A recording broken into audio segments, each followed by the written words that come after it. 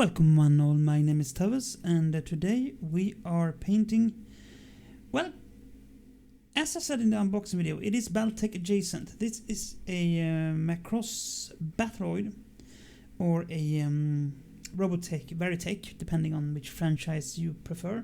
It is, I shouldn't say it's the same because there's a lot of cutting going on from one to the other, but it started out as Macross and then became Valkyrie and then became a mess.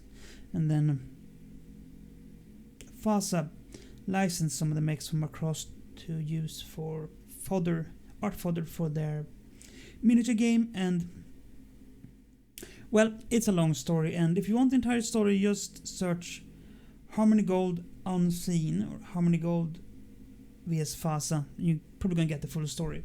It is a mess. Anyway, this is the main hero units of the franchise.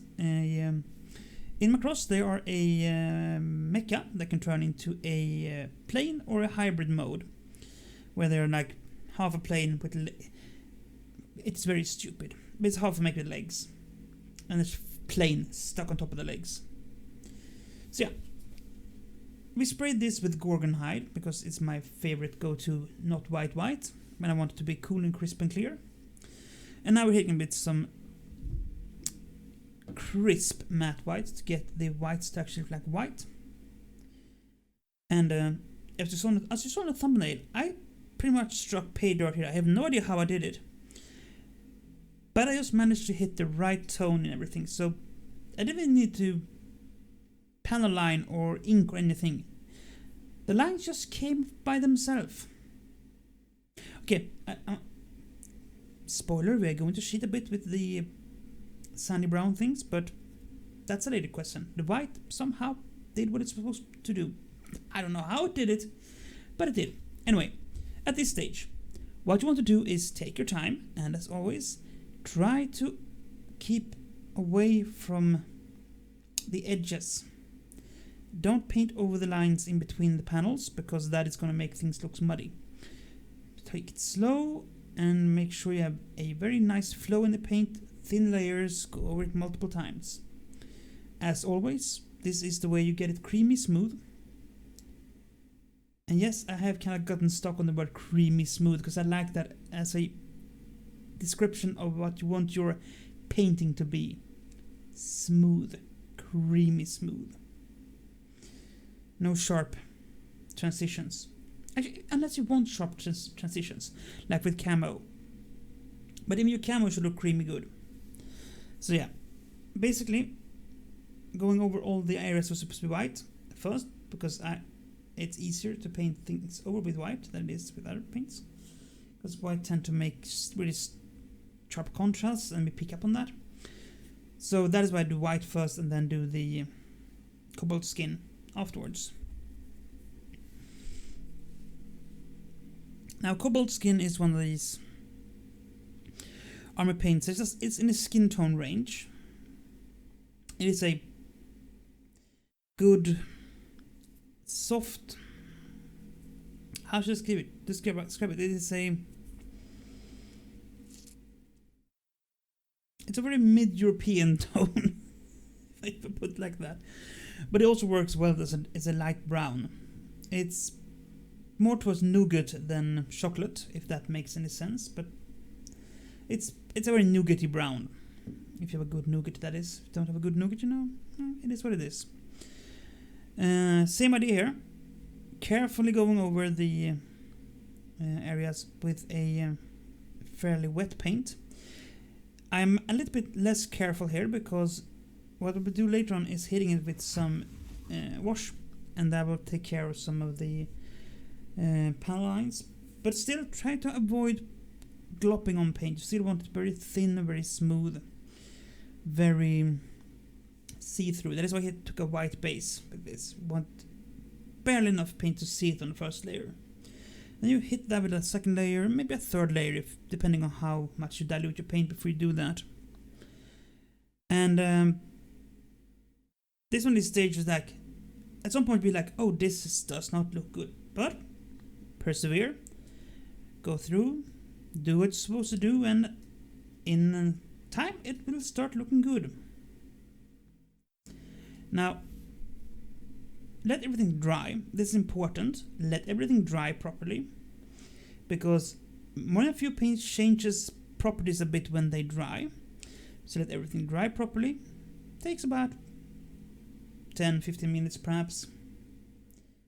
And then you go over it again if you need to. If you're happy with it, let it sit. Then if you need to, you can go over it again. And as I said, at this point I was happy with the white, but the browns were looking a bit muddy. And I also need to bring the shade down a bit.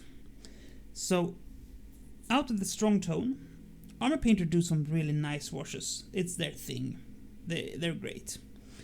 And strong tone here, because it is a fairly cool tone. It's not too red, it's fairly neutral. I mean, all the brown tones are red, but it's the least red one. It's the most neutral of the ones. I diluted it a little bit, as I always do with to increase the flow. And then I just carefully hit all the areas that have this nougaty brown on them to make sure that you get saturation back. As you can see, it does a world of difference. It went from very flat to a fairly 3D thing.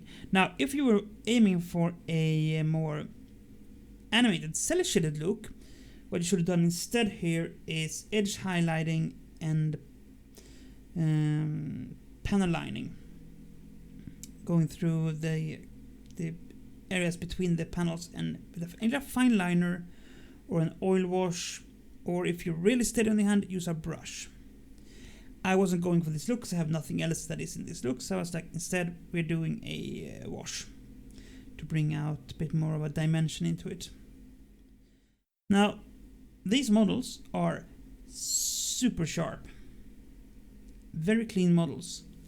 They're resin, so they're kind of brittle. You have to be a bit careful with them, but it's also casted resin and not printed resin, so they're a bit less of a durability issue than some of your printed models. But very crisp, very clear, very sharp. So they take paint great. They take washes even better. I could say that if you want to speed paint something, these are great for speed painting.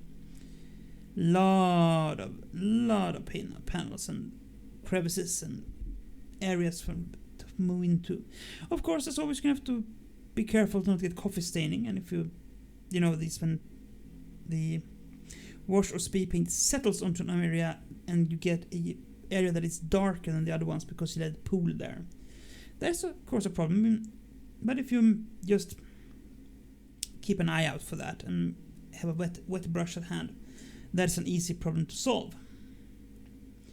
Now, I was asked where I got these and how you could get them, and there is no good answer to that, because these, as far as I can tell, is from a line called Minitech by Kids Logic, and supplies seem to be all over the place. I'm lucky enough that my local supplier Alpha Spel has a few of them laying around, but you're going to have to check your own local area. If you're lucky, you can get a hold of them. If not, I'm pretty sure Amazon could solve that for you. But I have no good place for you to go to actually pick these up, because supplies were sketchy, to say the least. A lot of, you could pre-order, or you could put on a waiting list, or a lot of that. And I just don't do that. Unless you trust the seller, don't do that, because it's just going to end up sitting forever. The risk, at least, that it does that.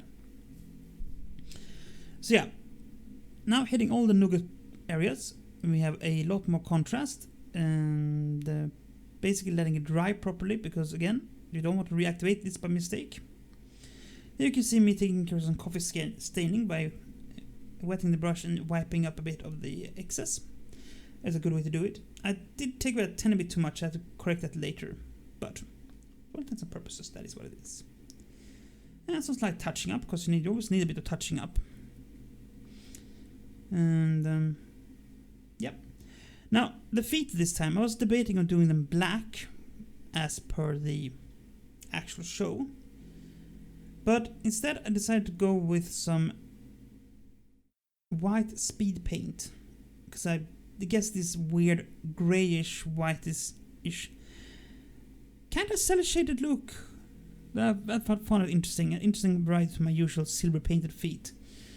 And you're not going to use this a lot, but it's fun for this one. Just try something different. And it turned out pretty well.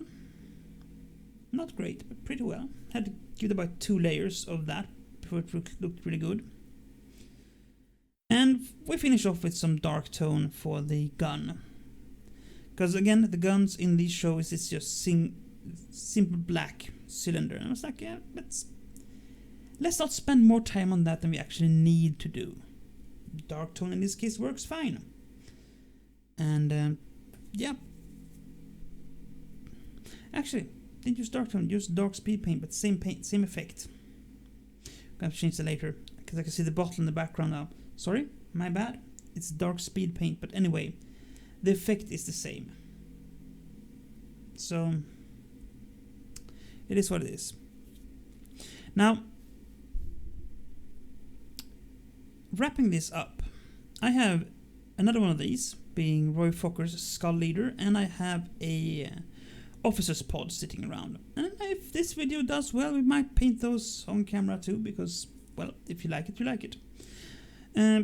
Painting the cockpit with some Tesseract glow, because it's just a green square, and it works. It's what it's designed to do.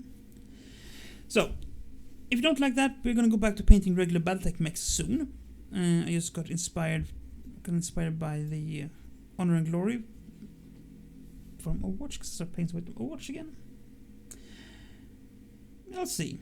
We'll simply see how this do. Now, with that, it's nothing more to do. Just a bit of touch up, and then we're on to the beauty shot. Enjoy. And of course, like and subscribe. Now, until next time, stay safe, be kind, and as always, do play fair. Bye.